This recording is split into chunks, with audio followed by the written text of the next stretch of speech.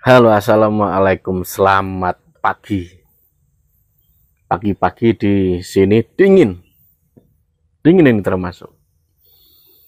Tadi saya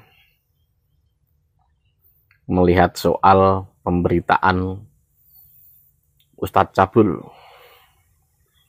Yang kasus itu kemarin itu, yang katanya kalau terbukti ya beneran Ustadz Cabul. Kalau tidak ya alhamdulillah seperti itu. Yang masih saya ingat tuh apa? Kata-kata dia saat saya rela jalan jongkok dari Jember ke Jakarta. Kalau nggak salah seperti itu. Saya itu kalau ngelihat apa ya, kata-kata itu, ini orang nih, waduh, banyak umuknya. Banyak umuk. Kalau umuk tuh bahasa Jawa itu ya lebih dominannya itu ya, bahasanya besar, bicaranya besar. Bahkan lebih apa? Lebih ke arah sombong gitu loh.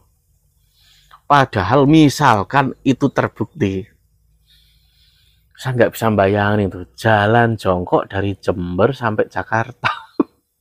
Itu kayak apa? Dijamin pegelino, dijamin kakinya ngapal, apalagi jalan jongkok. Gimana ceritanya gitu loh. Aduh, ini salah pemilihan kata atau memang saat itu apa ya, terjebak pada rasa ini loh saya, atau seperti itu. Kalau misalkan terbukti betulan, saya bantu kok. Saya bantu kirimin obat, gelinung, bahkan obat asam urat juga nggak apa-apa. Tapi harapan saya enggak lah. Kasian. Dia tuh masih muda. Ya mungkin seumuran saya mungkin. Atau mungkin tuaan saya. Dari awal saya kan memang sudah apa ya, tidak melihat cara dia bicara. Walau dia tuh pinter dalil. Tapi logika dia itu memang banyak yang kurang. Logika dia tuh banyak yang kurang. Logika dalam sistem geopolitik tuh banyak yang kurang. Makanya saya kan pernah berkata, walau ada orang pinter dalil kayak apapun, tapi kalau dia bicara khususnya geopolitik, politik, isu, opini, dan lain sebagainya, itu banyak salahnya gitu loh. Jika dia gagal paham soal geopolitik. Dan saya terkejut saat dia berbicara itu. Jalan jongkok Jember Jakarta. Saya pernah bicara nih dengan orang-orang yang kalau di Jawa itu kan ada santri yang laku kan banyak, yang dia jalan dari Banten sampai Banyuwangi atau bolak-balik atau sampai bertahun-tahun. Bahkan saya pernah ngobrol dengan orang yang sampai puluhan tahun pernah. Tapi yang terakhir tuh ngobrol dengan orang yang dulu dia disuruh oleh gurunya, dia laku begitu jalan kemana-mana. Ini laku, bukan hukuman gitu loh. Dia sampai 5 tahun. Kalau sudah 5 tahun baru boleh pulang.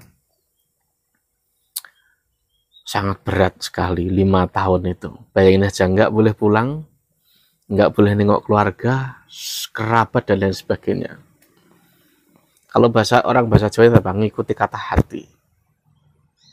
Akhirnya lulus dan berhasil. Dan saya tanya pengalamannya seperti apa? Wah, nggak bisa diutarakan dengan kata-kata.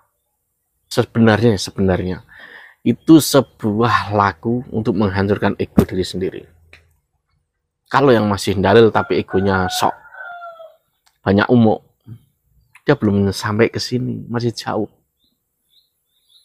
Makanya itu sekarang ini banyak ustadz itu hanya modal dalil, tapi rohaninya, hatinya itu aduh parah tuh banyak.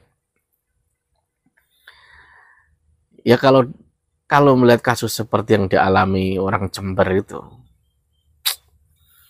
saya pikir itu dia itu belum kiai, belum masuk kategori kiai, masih jauh. Dia tuh masih ustadz seperti itulah. Tapi untuk level kiai jauh, terlalu jauh. Kiai itu nggak begitu. kiai itu paling tidak dia itu bisa diterima di lingkungannya. Dia jadi pencerah, dia jadi pemimpin, dia jadi pengarah, pencerah untuk lingkungannya dulu. Itu kiai. Kalau masih level di dalam kotak sendiri, di rumah sendiri, itu belum kiai. Dan kiai itu juga harus membumi.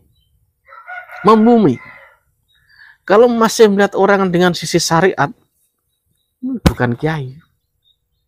Kiai itu harus melihat orang dengan sisi hakikat. Kalau melihat orang dari sisi hakikat, dia akan apa? Banyak husnudon. Kalau melihat orang itu masih sisi syariat, itu belum kiai. Dia pasti akan jadi hakim ke orang lain. Dan lupa bahwa dirinya ini banyak celah, banyak salah. Seperti itu. Jadi kalau pemberitaan kiai ini lihat, wah belum kiai, masih ustadz. Cocoknya kalau di pondok tuh masih asisten lah, seperti itu.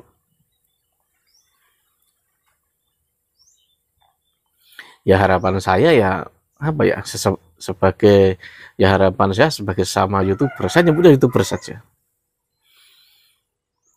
Ya semoga tidak terbukti. Kasihan loh, bayangin aja jalan. Saya kira dia gak bakal menjalani itu.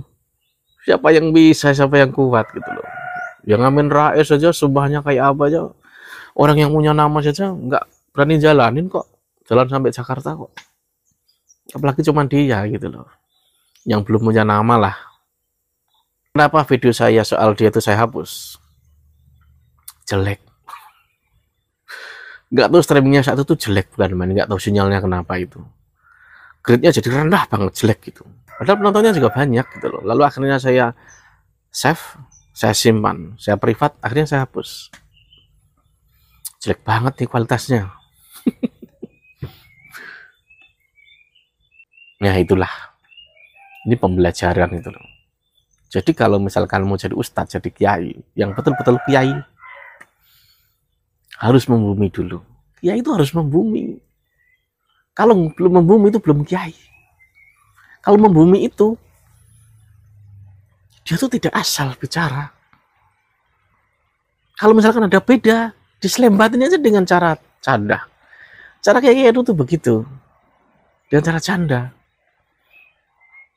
Biar apa? Biar orang itu tidak sakit hati. Biar kita tuh tidak dianggap sok. Enggak. Karena memang manusia itu, kalau udah rohaninya itu udah bisa dibilang bagus, dia ngelihat orang tuh pasti dengan husnudon. Makanya itu dengan pandangan hakikat itu.